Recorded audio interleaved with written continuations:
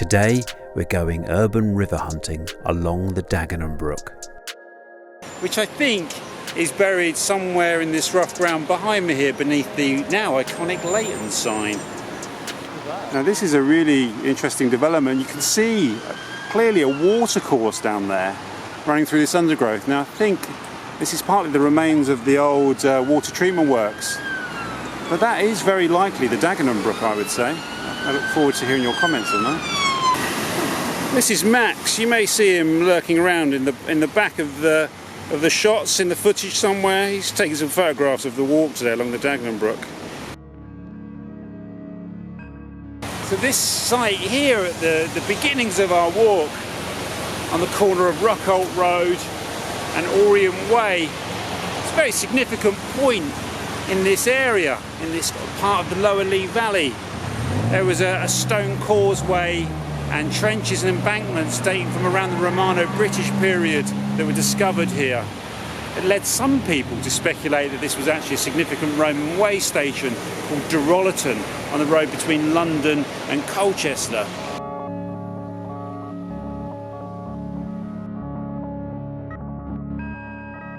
There is a lot more to the mythology and the history of this area, some of it really quite colourful. I received an incredible email a few years ago, possibly the most incredible email I've ever received. It's too long for me to accurately recount in one piece to camera here, but the gist of it was that it was a conversation between two allotment holders at one of the allotments here, the Oliver Road allotments, and they were talking about this incredible history connected to the area, but that came out of the question of why the allotments kept flooding. They claimed that there was a Viking stronghold here on this bit of high ground above the River Lea. This Viking dominated the area. They also claimed that King Harold used to stop by and water his horses at a magical spring called Jesus Christ's Cup that was tended by a hermit called Cedric the Hermit. Incredible. King Harold probably did pass through the area. Max there doing his bit.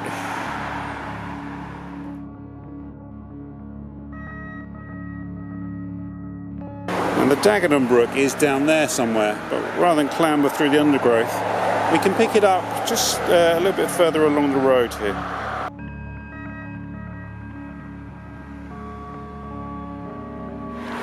And this is one of the walks that I've put together for Waltham Forest London Borough of Culture 2019. There were two guided versions of this walk that were great fun to do. Met some really wonderful people on all of the walks I've done this year for the Borough of Culture. And of course we have the Russell Frost maps to guide us.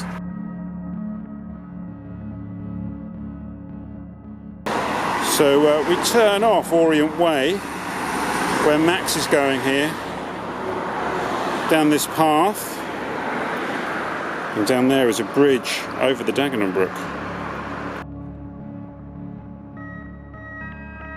And here it is, the Dagenham Brook, the flowing waters of the Dagenham Brook, making their way towards the River Lea. So in fact the Dagenham Brook was originally a ditch, an open sewer if you like, that would carry the kind of the runoff from Walthamstow down to the river. I think it acquired its name when they were building the sewers, and it came under the jurisdiction of the Dagenham Commissioners of Sewers, and that gave it its name. I'm not sure what it was called before that. Obviously it would have been called something else, if anything at all. But today obviously we celebrate it as one of our urban rivers. So here we have some new beach volleyball courts here in this recreation ground along the banks of the Dagenham Brook. It was quite a scene to come through here in the summer and see sort of beach volleyball tournaments taking place. It was almost quite surreal actually. This is a recent development, and some football pitches here, beach volleyball as I said. I think it's called Ive Farm Fields or Ive Farm, so obviously it was a farm at some point when this area is pastoral. In fact, when I first moved to the area there were horses grazing. There's an interesting artefact actually over here in the undergrowth which is worth a look. Unsurprisingly for such an urban river, it has become quite polluted sort of industrial works nearby. And it's been the focus of some activity to try and engage people with the river, to try and clean it up. And over there in the undergrowth you can see one of the artworks that was commissioned as part of a scheme working with local school children.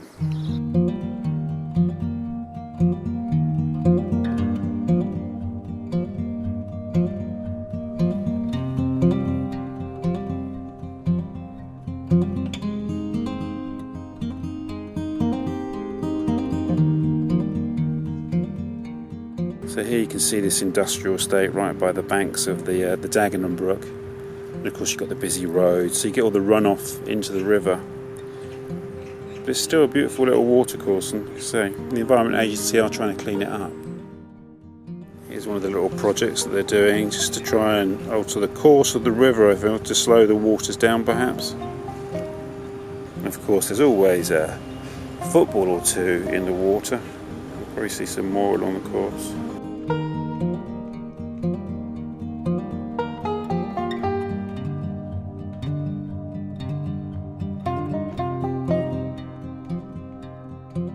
So the Dagenham Brook brings us on to Marsh Lane Fields, which was a site of great drama at the end of the 19th century and the beginning of the 20th century, when the people of Leyton, and indeed the councillors, the council leaders of the borough of Leyton, fought to protect this land for the people of Leyton in perpetuity.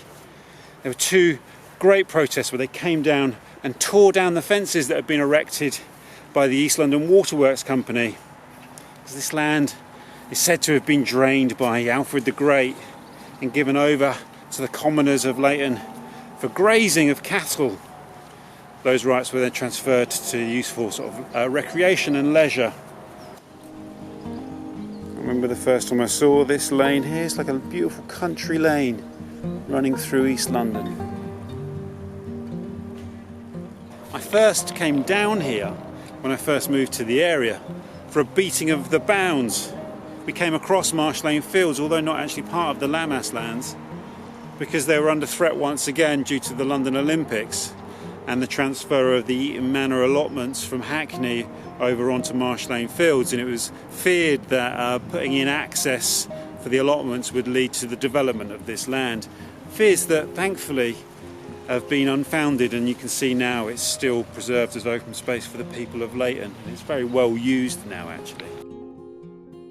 Sing a song of open space and sing it far and wide. Sing of ancient Lammas rights and justice on our side. Let the voice of reason rise above this loony tide. This is the land of the people. The land, our ancient Lammas land. The land, the ground on which we stand. We will not be robbed, for there's a ballad in this land. This is the land of the people. This is the clubhouse of the Eton Manor Athletics Club, which has been running now for well over 100 years.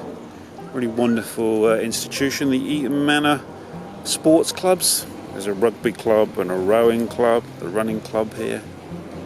And on the front of the building here, we have a plaque commemorating the momentous events that took place to protect Marsh Lane Fields for the people of Leyton.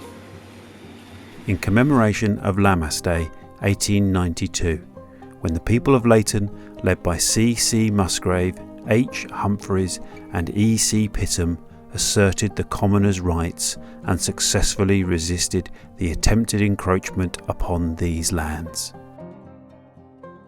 That's great. So we've got some history up here on the board. I mean, they call it Leyton Jubilee Park now. I sort of call it Marsh Lane Fields. Call it whatever you like.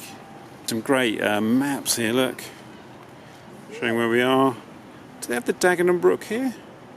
Lea Bridge Turnpike. Yes, look, here's the Dagenham Brook here. You can see I Farm marked there where we walked earlier, where the beach volleyball is and the football pitch is now. You see on the 1911 map, Dagenham Brook is here. So when we did the beating of the bounds, this bridge here was one of the points where we marked the parish boundary and cast the willow wands over the bridge into the waters of the Dagenham Brook. So we have to leave the banks of the river momentarily. It runs behind the school there. We'll pick it up in Lea Bridge Road. We're going to cut across the playgrounds here, past this wonderful ship, and we're going to pass through the part of the Warner estate around Lea Bridge Road, which is really fascinating.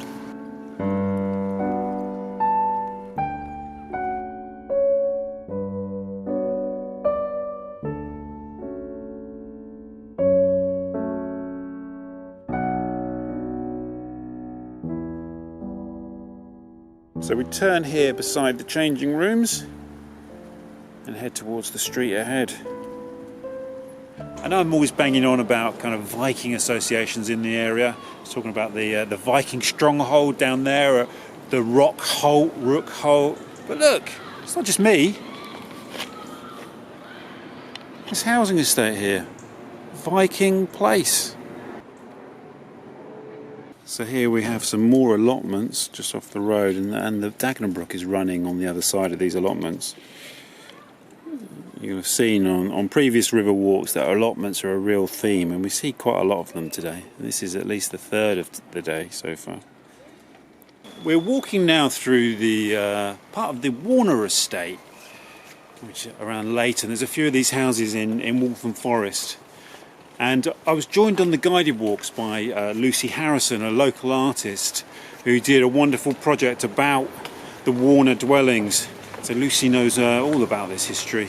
They're really wonderful houses. They were quite sort of early attempts to provide good quality accommodation for working families. They have a particular kind of design ethos behind them.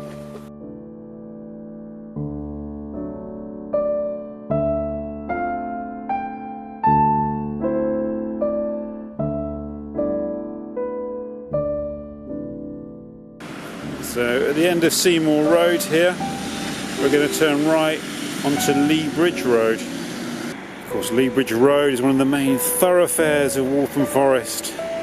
Once a busy coaching road. It's still a busy road. Still an integral part of the area.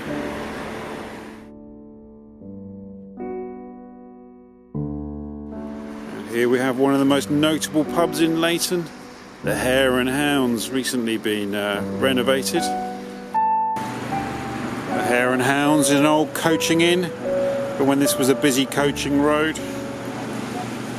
So just off Lea Bridge Road, we have a bit of a hidden relic behind this venue. I'm not going to advocate that you go down here because this is technically private property. This is the car park for this venue, but it once had a much more illustrious history.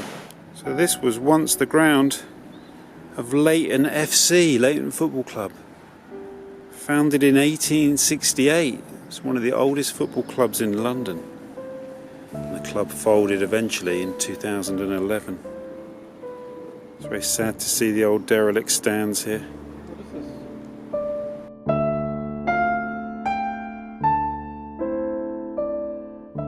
And this was once the pitch. It's now used as a car park.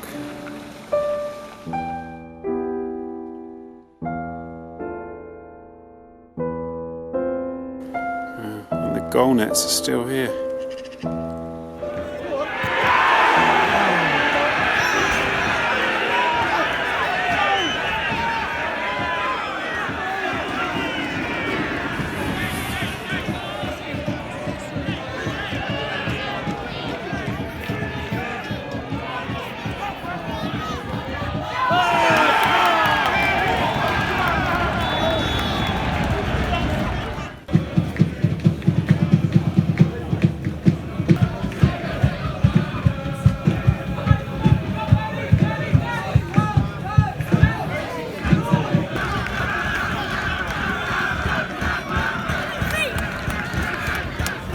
So the Dagenham Brook is running just behind this this wall at the back of the football ground, behind the goal.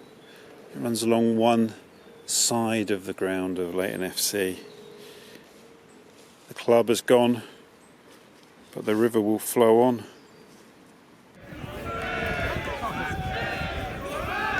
I'm trying to hit the target like you mean. Over the bar, here he goes. Yes!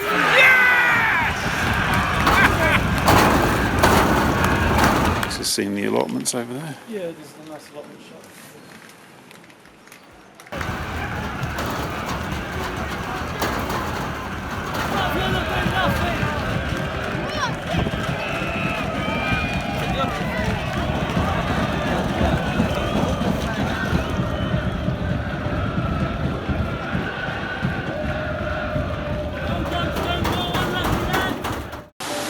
Here we see the Dagenham Brook running behind the football ground.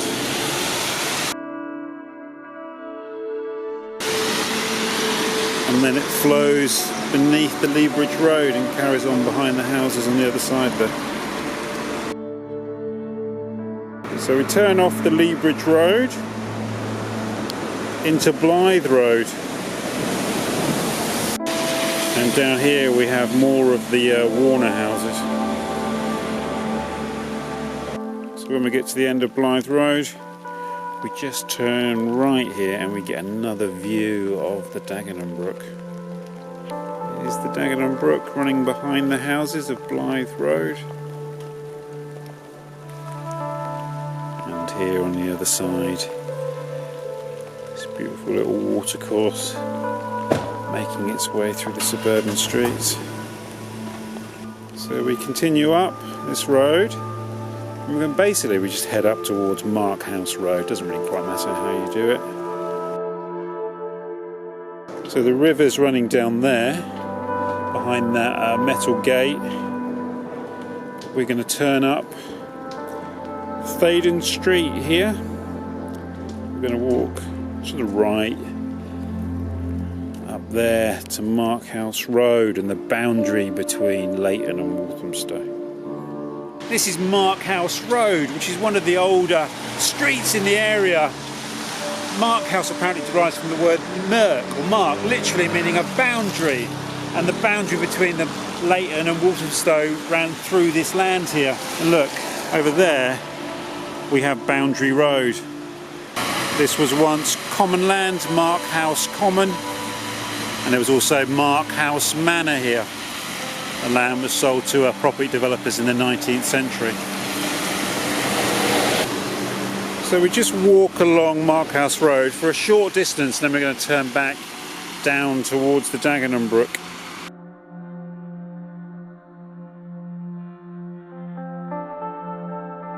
So we turn off Markhouse Road and down the brilliantly named Veralum Avenue. And this leads us now into the grounds of Hall Manor. We're walking downhill now, you can feel it walking down towards the river, and we're passing through the grounds of what was once Hall Manor.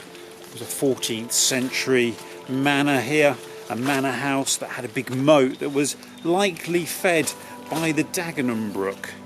It was a 17th century timber framed manor house still here. Up until the Second World War, and was destroyed by a V1 bomb in 1944. I think these timber framed buildings here, which I imagine from like the 1930s, are an interesting reference back to the old ancient manor house. And the Dagenham Brook is somewhere behind these really interesting looking old garages. So we're going to continue along Veralum Avenue here. So here we have the reference to Hall Manor and Hall Farm here, commemorating the name Hall Lane. Just over the road we have more allotments and an electricity substation, key indicators of boggy, low value land. And we're going to turn left here towards the old pump house.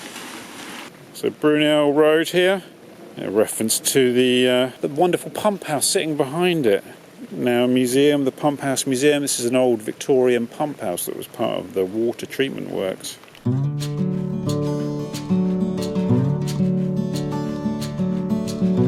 So this land here now was once Low Hall Farm. You've got a park over here, quite a pleasant park. Got a big industrial estate further down. It's got all the hallmarks of an edgelands environment, of a river valley, sports and recreation, kind of noxious trades and waste, bit of pump house, public utilities, that kind of thing. This is a service road that leads down to the quite a large and still significant industrial estate.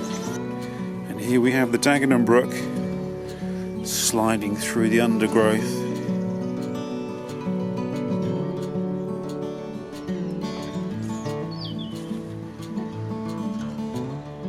So we're going to carry on down this road here, past the river and past the cricket ground. You could actually cut through the park back there if you wanted to take a slightly shorter route, but I think there's a lot of value in going this way. It's really quite an interesting landscape. This is the cricket ground.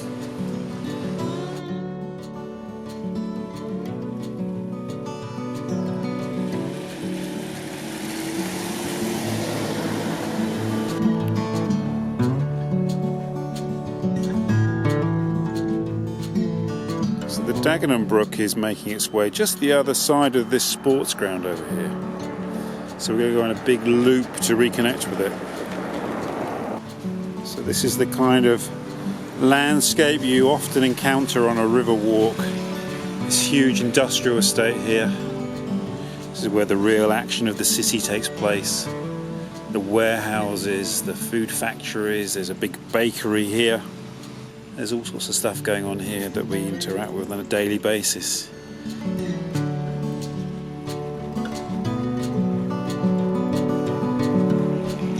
So behind us here on this industrial estate, there's a place called Stafford Road, and there was a lot of munitions work or work that was done during the Second World War as part of the war effort. One of the more curious kind of associations and stories connected with this area is there was experimental weapons division that was led by Barnes Wallis, famous for his bouncing bomb, the dam busters and all that. Well, one of the more unusual devices he came up with was a thing called the Great Panjandrum. Very curious device, a big drum that was designed to roll up the beaches of Normandy and set off all the mines and flatten the barbed wire that was on the beaches there. Well, apparently that was produced in Stafford Road, which is just behind me here.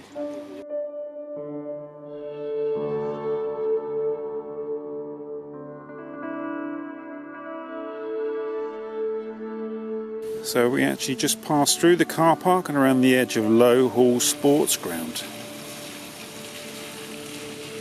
So the River Lea is running just the other side of that tree line over there on the far side of these football pitches. And we walk just along the edge here beside these trees, and then we're going to swing a right round the side of the pavilions. There used to be an isolation hospital down here as well, which is another classic kind of remnant that you find along river valleys in edgelands.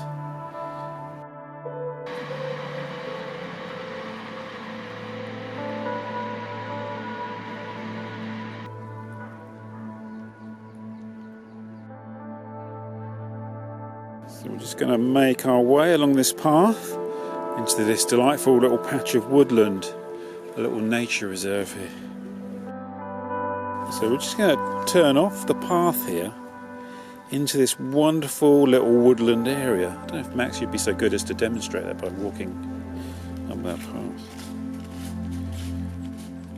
Can I just say, Max has done an incredible job as the walking standing today. So here they do a forest school here once a week. I think on a Wednesday, which is a really wonderful way of introducing kids to to woodcraft and the woodland lore. So in here is a really wonderful bit of artwork. I don't know if you can see it poking through the trees. So we have these kind of wonderful totem pole-like structures in this clearing here, which I believe was just created as a space where you could come and sit and relax and think about the outdoors or think about whatever you want, really. It's really delightful, isn't it?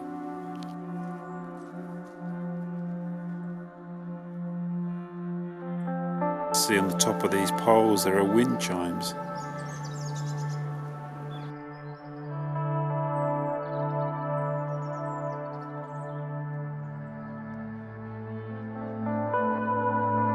This is literally called The Clearing by Owen Bullet.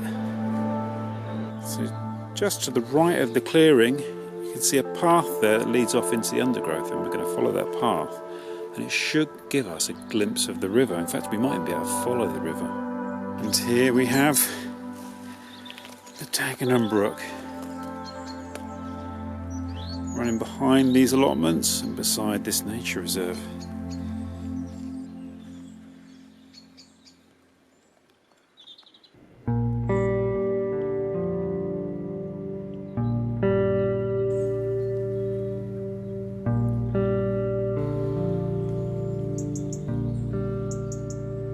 We're just going to follow this path beside the river until it comes back out onto the lane. So at the end of this pathway, we just turn right along this concrete path here.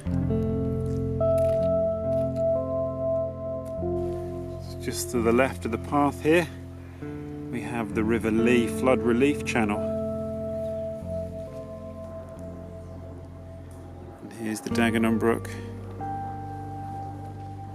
This is one of the more dramatic vistas on the Dagenham Brook, where it passes beneath this railway bridge.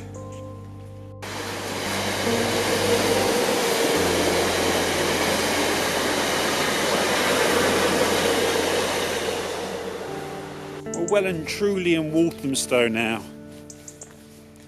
think Walthamstow means a place of welcome, something like that.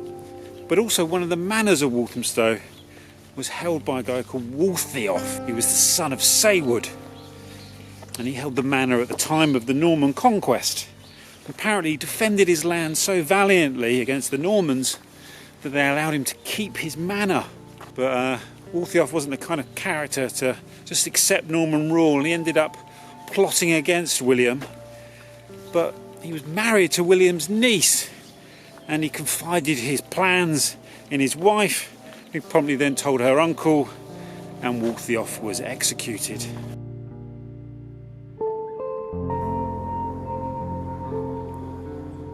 So we're just walking up the side of this really quite delightful park. I think this is St James's Park. It's a really lovely little open space.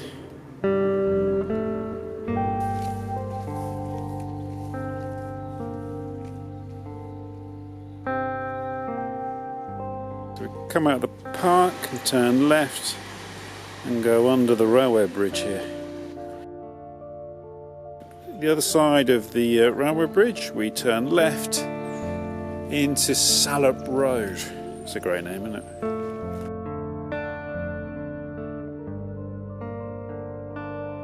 At the corner of Elmfield Road there's this really wonderful mural. There's a few of these in these streets here. There's quite a few around Walthamstow generally. It's a real kind of wonderful collage of the totems of this rural urban landscape. The fox, the badger, the bee. So the big question here, we can see, look, the waters of the flood relief channel, but what's happened to the Dagenham Brook? Well, one of two things has happened. It seems most likely at this point it's actually been absorbed into the flood relief channel, although the maps do show it flowing separately. And the other possibility is that it's running beneath this grass verge here, underneath the ground, although that doesn't explain why it's marked on some of the maps. Just the other side of the flood relief channel here, we have the Coppermill Lane water treatment works. When they were excavated, a number of prehistoric remains were turned up.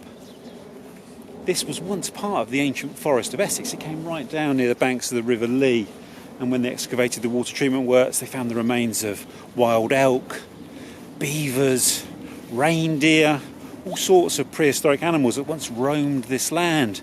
They also found Bronze Age swords, spearheads, arrowheads, and all sorts of other evidence of early human settlement, which is prevalent throughout the Lea Valley. So we just follow Elmfield Road round to the right, and then we're going to turn left at the end of the street here near this really wonderful sort of purpley pink house. There's another one of the wonderful murals of the area here at the end of Elmfield Road. And then we turn left here to the end of the walk. So turn left into Coppermill Lane and onto this bridge here for our final view of the river.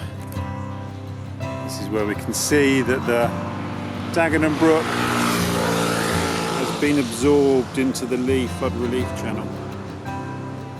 Sometimes it's difficult to know what to say at the end of a walk rather than, well, that's the end of the walk, but this is where our walk ends, here in Coppermill Lane. If you're feeling particularly intrepid, you could go carry on over the marshes, or why not walk up Walthamstow High Street, apparently the world's longest street market, or certainly Europe's longest street market anyway. Thank you for coming on this walk. The fourth of my walks as part of Waltham Forest, London Borough of Culture 2019. Thank you so much. It's been a real pleasure to have you along on this walk. I'm also going to say thanks to Max there for coming along and documenting the river as well with photographs and being a really... Max has been a great kind of stand-in walking model for me today, doing those walking bits, which has been really helpful. Anyway, I'll see you on the next walk, whatever that may be, wherever it may be. It could be anywhere, who knows.